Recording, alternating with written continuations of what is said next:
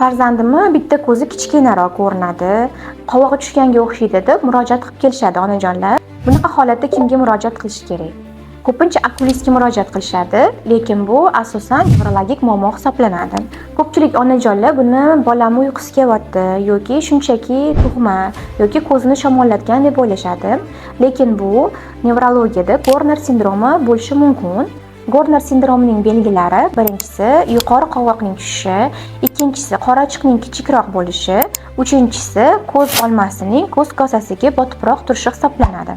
Buning sababi kesarcha kesish yo'li bilan tug'ilish yoki tug'ruq davomida bo'ynidan qisilib qolish hamda o'qiga o'ralib tug'ilish hisobiga bo'yindan travma olish hisoblanadi. Bo'yindagi travma hisobiga bo'yindan o'tadigan yuqori qovoqni ko'taruvchi simpatik tolaning zararlanishi hisoblanadi. Yuqori qovoqning tushishi bilan kechuvchi boshqa bir qator kasalliklar mavjud.